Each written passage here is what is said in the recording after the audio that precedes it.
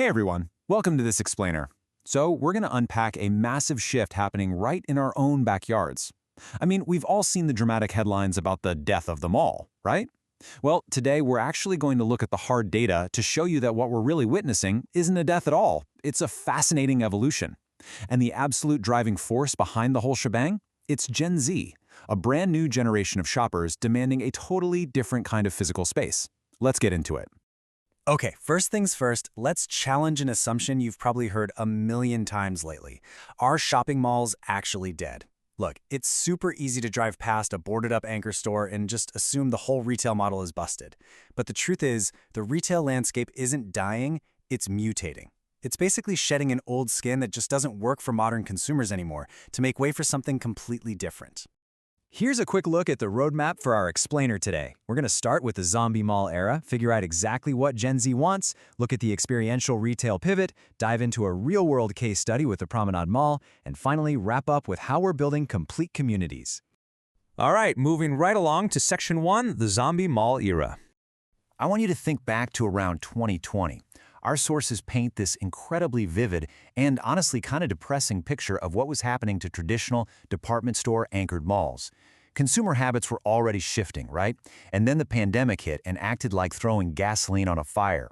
Huge legacy brands just folded overnight. And what was left? Vast, echoing, empty spaces. We literally had these zombie malls that seemed to have more people working in them than actually shopping.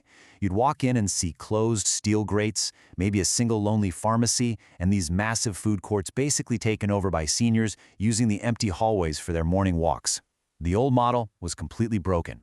And this comparison right here really hits the nail on the head. We are dealing with a massive generational shift. We're moving away from a model built for baby boomers straight into one demanded by Gen Z. See, the boomer mall was purely transactional, very functional. You drove there, parked, walked into a massive anchor store, bought your lawnmower or whatever, and went home. But Gen Z, they don't want a mere transaction. I mean, they can get that on their phones in literally 2 seconds.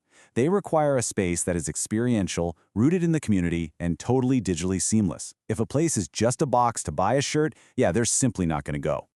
So that brings us to Section 2, what Gen Z actually wants. Let's think about Emma and Tom here, our typical Gen Z shoppers. These two are true digital natives. When they step into a traditional 1980s-style shopping mall, there's just an immediate jarring disconnect. Because think about it. They are used to having infinite choices, real-time reviews, and total customization right in their pockets. A static mall, it just feels dead to them. They crave convenience, extreme efficiency, and above all, they expect their physical world to completely mirror the highly personalized, frictionless experiences they get online. And the numbers back this up in a big way. Just look at this data. It's incredibly clear that personalization isn't just some marketing buzzword anymore. It is a baseline expectation. 87% of Gen Z and 88% of millennials actively demand personalized experiences from the brands they interact with. Let me put it this way. If a physical store treats them like just another face in the crowd, they're taking their loyalty and their cash somewhere else, no questions asked. Which naturally leads us to Section 3, the experiential retail pivot. So how do we actually provide that seamless, omni-channel vibe that Emma and Tom are looking for? Well, retail experts point to a few absolutely crucial tech upgrades. First off, we're seeing huge integration of mobile pay-and-go options using Bluetooth and RFID. That means literally zero checkout lines. Poof, friction gone. Second, traditional retail spaces are actually morphing into local click-and-collect centers, acting as rapid fulfillment hubs for online orders. And third, the physical store itself is basically becoming a high-tech playground. Think augmented reality mirrors and virtual avatars for touchless fittings. The store isn't a warehouse anymore, you guys. It's an interactive showroom.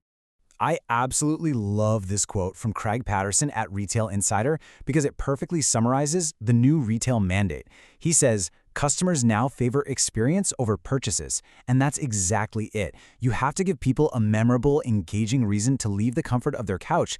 If they can't make a TikTok about it, or if it doesn't offer a genuinely unique memory, today's consumer just isn't interested.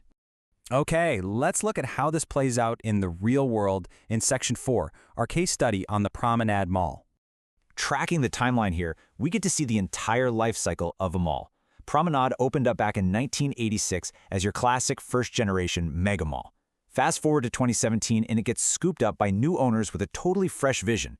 Then boom, 2020 hits, we get COVID closures and the literal demolition of massive anchor stores like Sears. But don't let that fool you.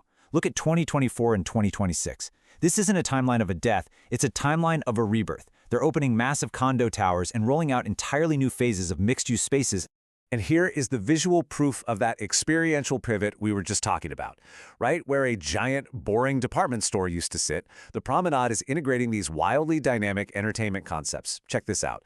A 20,000 square foot facility called Bowls and Blasters, complete with bowling and laser tag, right next door to a massive indoor pickleplex. They are aggressively swapping out traditional merchandise for interactive physical fun. It appeals directly to Gen Z and younger demographics who are looking for a whole night out, not just a place to buy a pair of jeans. And you can really see how the entire tenant mix is shifting.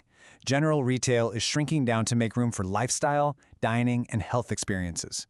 I mean, they're bringing in a massive 52,000 square foot Good Life fitness center, incredible new food and beverage spots, and highly engaging social activities. They're taking a place you used to visit maybe once a month to run an errand and transforming it into a place you visit 3 times a week to work out, grab dinner, and hang out with friends. All right, final stretch, Section 5. Building a complete community. You see, the most forward-thinking developers are aiming for what urban planners call a complete community. Just look at Promenade's latest additions. They are integrating a dental hygiene college that literally brings 400 students onto the property every single day, and right alongside that, a community health center. By weaving in essential services, education, and healthcare, the mall becomes this vital, multi-generational daily destination. It's actually embedding itself right into the very fabric of the neighborhood. So all of this culminates in a completely new urban footprint. The days of a big box surrounded by a vast sea of asphalt parking? Gone. The Promenade is adding 35 and 30-story residential condo towers, which adds almost 800 living units directly connected to the retail space. Throw in 200,000 square feet of office space, walkable public plazas, outdoor patios, and an upgraded transit terminal right on site, and wow! This is exactly the frictionless 15-minute city model that Gen Z consumers actively seek out. You can live, work, dine, play, and catch your bus without ever having to leave the property. How cool is that? The real crux of this whole thing is captured perfectly by Molly Westbrook of Cushman & Wakefield. She notes that retail redevelopment can build on traditional malls' history as both business and social hubs, adding density and creating complete communities. And she is spot on. Ultimately, the zombie malls aren't dying, they're being surgically reconstructed. We're watching them be reborn into these vibrant, sustainable, mixed-use neighborhood hubs perfectly tailored for a modern, tech-savvy, and experience-hungry generation. As we wrap up this explainer, I really want to leave you with a thought. The next time you drive past a quiet, aging mall in your town, remember what we unpacked today. Take a good look at the retail spaces around your own city and ask yourself, is this mall a dying zombie, or is it just waiting to be reborn as your neighborhood's hottest new hub for the next generation? Thanks so much for exploring this wild evolution with me today.